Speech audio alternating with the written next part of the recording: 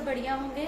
तो students, last class में हमने फर्स्ट चैप्टर बिजनेस स्टडीज का स्टार्ट करा, इवोल्यूशन ऑफ बिजनेस, जिसमें मैंने आपको फंक्शंस ऑफ कॉमर्स करवाए। आज हम करेंगे trade. Fine, auxiliaries to trade. तो you should know initially the meaning of trade. Trade होता क्या है basically?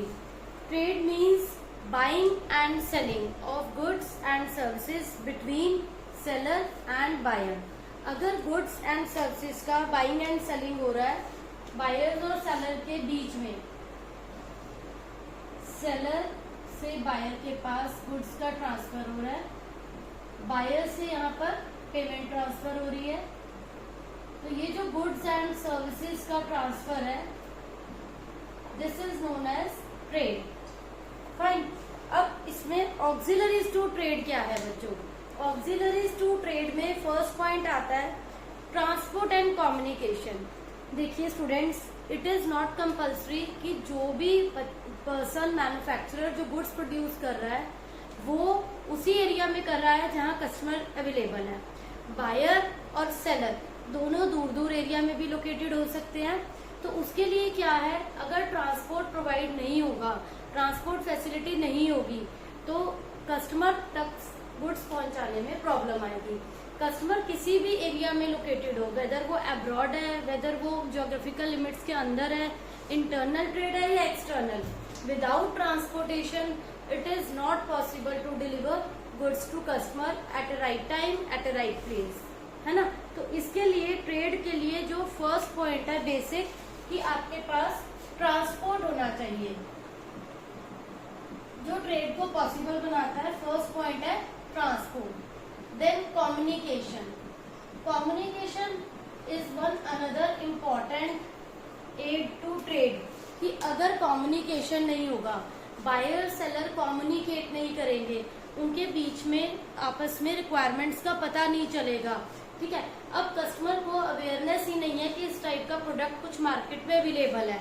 How one should know कि मुझे इसको ऑर्डर प्लेस करना है या ये प्रोडक्ट कहाँ मिलेगा। तो उसके लिए क्या जरूरी है? कम्युनिकेशन।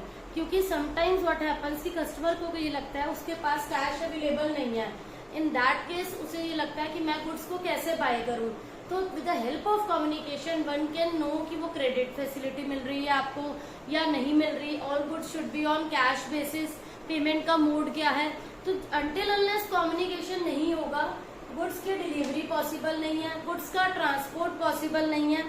नेक्स्ट है इसके बाद banking and finance. Banking and finance में क्या आएगा students? It is not compulsory कि हमेशा बिजनेस में कैश अवेलेबल हो, है ना। तो sometimes what happens, you need to take loan from bank, है ना। और लोन की फैसिलिटी आपको बैंक्स के अलावा अदर फाइनेंशियल इंस्टीट्यूशंस भी देते हैं, पर्सनल लेंडर्स भी प्रोवाइड करते हैं। तो banking finance one of the most important aid to trade. Banking के बिना एक पर्सन के पास अगर इन केस कैश अवेलेबल नहीं है, ठीक है, तो वो चेक के थ्रू अमाउंट ट्रांसफर कर सकता है। नाउअडेज पेटीएम्स भी चल रहे हैं, है ना। तो ये सब फैसिलिटी क्या है? ओवरड्राफ्ट फैसिलिटी भी है, डेबिट कार्ड्स हैं, क्रेडिट कार्ड्स हैं। तो बैंकिंग फैसिलिटी के बिना अगर कोई सोचे कि ट्रेड करना, तो इट इज क्वाइट इम्पॉसिबल, है ना। All time you are not having cash, तो इन दैट केस आपकी हेल्प कहाँ से होती है? बैंकिंग सेक्टर से। अगर आपके पास सफिशिएंट फंड्स अवेलेबल नहीं है, आप फाइनेंस ले सकते हैं, किसी पर्सनल लेंडर से भी प्रोवाइडेड हो सकता है ये, या आप किसी रिलेटिव से भी ले सकते हैं। One of the most important aid is finance and banking. Finance जो है, देखो, वो अगर एक प्रोड्यूसर के पास शॉर्टेज ऑफ फंड्स है तो वो रॉ मटेरियल ही नहीं अरेंज कर पाएगा। How one can manufacture the products बनाने के लिए रॉ मटेरियल का होना जरूरी है। And if one should not have sufficient funds, तो उसकी इतनी अच्छी गुडविल होनी चाहिए कि उसको इजीली क्रेडिट अवेलेबल हो जाए। क्रेडिट के बेसिस पर वो प्रोडक्शन कर सकता है। आफ्टर दैट जब वो गुड्स को सेल करेगा, कस्टमर्स तक पहुंचाएगा, he can get cash back, है ना। तो उसे वहां से डिलीवरी से कैश रिसीव हो जाएगा।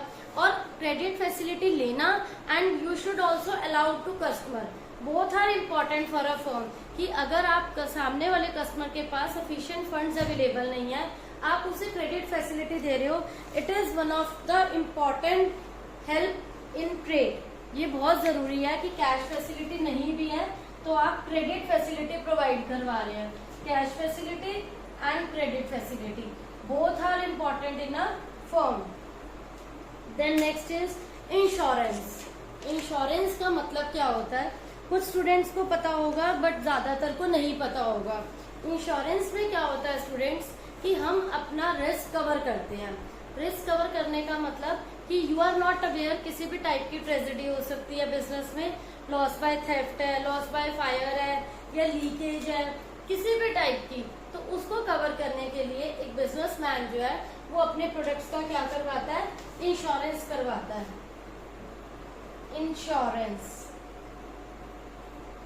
Insurance companies provide this facility to buyers और मैन्युफैक्चरर और सेलर। जो पर्सन गुड्स मैन्युफैक्चर कर रहा है उसे ये लग रहा है कि अनटिल अनलेस ये सेल नहीं होते, ठीक है, तो ये खराब ना हो जाए या आग ना लग जाए या चोरी ना हो जाए। अगर मैन्युफैक्चरर ने उन गुड्स का इंश्योरेंस करवाया है तो वो इससे रिलीफ रहेगा कि मेरे गुड्स को कैसे भी नुकसान नहीं हो सकता, और इफ इन केस अगर उसे जो भी लॉस होगा that is claim by insurance company, उस क्लेम को एडमिट करती है, वो आपको रिपे करेगी जो भी आपका लॉस होगा। तो insurance is one of the most important aid to trade, जिससे हमें हेल्प मिलती है बिजनेस करने में। नेक्स्ट है students warehousing. What do you understand by warehouses? Warehouses क्या है? टाइप्स ऑफ स्टूडेंट्स आपने सुना होगा गोडाउन्स क्या होते हैं, है ना, storage place, basically storage place, warehousing. ये स्टोरेज फैसिलिटी देते हैं बायर ने और मैन्युफैक्चरर ने बल्क में गुड्स प्रोड्यूस करें। इट इज नॉट नेसेसरी कि वो साथ के साथ सेल हो जाएंगे, है ना, तो इट विल टेक टाइम कि वो सभी गुड्स को डिलीवरी होने में या उनका ऑर्डर मिलने में। टिल दैट गुड्स को आपको कहाँ रखना होता है, गोडाउन्स में। स्टोरेज फैसिलिटी को बोलते हैं वेयर हाउसेज। तो वो जो वेयर हाउसेज हैं वो according to temperature, according to conditions होते हैं। लाइक आपने देखा होगा कि विंटर्स में आप जो भी फ्रूट्स या वेजिटेबल्स एंजॉय करते हैं वो सीजनल नहीं है। आप इवन देन वो सीजनल नहीं होते हुए भी हमें वो कैसे अवेलेबल है, उन्हें स्टोरेज दिया जाता है। जो चीजों को जितना रेफ्रिजरेटर के अकॉर्डिंग मतलब उनकी कूलिंग चाहिए या जिन्हें वार्म टेम्परेचर चाहिए, उनको वैसे ही वेयर हाउसेज में स्टोरेज करके रखा जाता है, ठीक है। तो this is one of the most important help in trade, क्योंकि अगर मैंने वेयर हाउसेज में अपना प्रोडक्शन नहीं करा और मुझे इमीडिएट ऑर्डर मिलता है 1000 यूनिट्स का, but I am not having any type of storage, तो it is quite difficult to provide कि आप 1000 units immediate within a day आप कैसे प्रोवाइड करेंगे। इन दैट केस इधर you will lose the order और you can, आप किसी और पे शिफ्ट होंगे, है ना। तो वेयर हाउसेज आपकी बहुत हेल्प करते हैं, ट्रेड में हेल्पफुल है। Next and the last is advertisement. What is advertisement? Advertisement means कि आप अपने प्रोडक्ट की पब्लिसिटी कर रहे हैं। बायर जो है वो तभी अवेयर होगा जब उसे पता होगा कि इस टाइप का भी कोई प्रोडक्ट अवेलेबल है मार्केट में। अनटिल अनलेस किसी को नहीं पता, हाउ वन कैन नो कि इस टाइप का प्रोडक्ट है and we need to bye.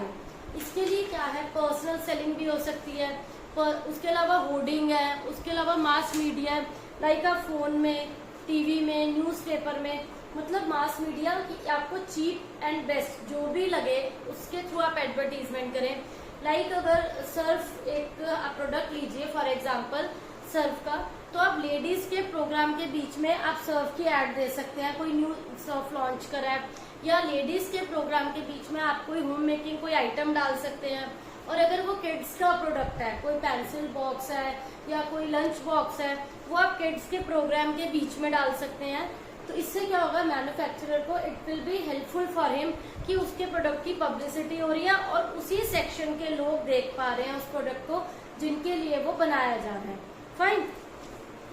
After this our next topic is business risk. What is business risk? Now we will do this topic business risk. तो business risk क्या होता है students? Business में जब हम कोई भी काम को, कोई भी कमोडिटी मैन्युफैक्चर कर रहे हैं, उसमें we need to bear the risk. Risk तो उसमें होता ही है। अब रिस्क किस टाइप के होते हैं? वो आपका पर्सनल अपने रीजंस भी हो सकते हैं, एक नेचुरल कॉजेज वर्ड होता है, नेचुरल रीजंस, एक ह्यूमन कॉजेज, मतलब इसके 2 टाइप्स हैं, one is natural and one is human cause. Natural जो अपने आप अराइज होता है, और ह्यूमन जो ह्यूमन मैन पावर से रिलेटेड है, ह्यूमन कॉज। तो यहाँ पर नेचुरल कॉज में क्या हो सकता है, it can be arise due to, अगर कोई ड्रॉट हो गया, कोई फ्लड हो गई, तो उसकी वजह से जो भी आपके बिजनेस को रिस्क हो सकता है, ड्रॉट की वजह से, फ्लड की वजह से, अर्थक्वेक की वजह से, एनी फेमाइन मतलब बाढ़ आना, अकाल पड़ना, अर्थक्वेक आना, ये सब क्या है, नेचुरल रीजंस हैं जिससे हैवी लॉस हो सकता है बिजनेस को। इसके लिए हम क्या करते हैं, इंश्योरेंस। इंश्योरेंस हो सकता है स्टूडेंट्स गुड्स का, जिससे कि हमारा रिस्क क्या है, कवर अप हो जाता है। और ह्यूमन फैक्टर्स, ह्यूमन कॉज में क्या लिखेंगे, सपोज वेस्टेज ऑफ रिसोर्सेज कर रहे हैं एम्प्लॉइज, या स्टीलिंग की बात है, चोरी कर रहे हैं, या वो केयरलेस है, वेस्टेज कर रहे हैं रिसोर्सेज की, मतलब it depends upon the human factor. आपके एम्प्लॉइज पर भी बहुत हद तक, वर्कर्स पर भी ये डिपेंड करता है कि इफ दे आर केयरलेस, वो वेस्टेज कर रहे हैं रिसोर्सेज की, या ये भी हो सकता है कोई उनमें से ऐसा है जो चोरी कर रहा है। इन ऑल दी केसेस आपका गुड्स का अगर लॉस हो रहा है, आप इस रिस्क को इंश्योरेंस की हेल्प से कवर अप कर सकते हैं। इंश्योरेंस का जो पॉइंट है, इंश्योरेंस का जो एक अलग से क्राइटेरिया है, वो इस टाइप के रिस्क को कवर अप करने के लिए ही बना है। तो यहाँ पर बिजनेस रिस्क के 2 टाइप्स हैं, नेचुरल एंड ह्यूमन। अब है इसकी नेचर क्या है, बिजनेस रिस्क किस किस टाइप से हो सकता है। बिजनेस रिस्क में क्या आता है, ये अनसर्टेनिटीज की वजह से होता है। नो वन इज अवेयर कि कब अर्थक्वेक आने वाला है, कब फेमाइन हो सकता है, या कब ड्रॉट हो सकते हैं।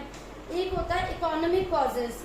इसके अंदर इकोनॉमिक कॉजेज में क्या आएगा बच्चों, ऐसा भी हो सकता है कि सपोज आप कोई प्रोडक्ट बना रहे हैं और गवर्नमेंट की एक ऐसी पॉलिसी आ गई जिसकी वजह से हमारे प्रोडक्ट का लॉस हो गया, तो one of the causes is economic causes. For example आपने देखा होगा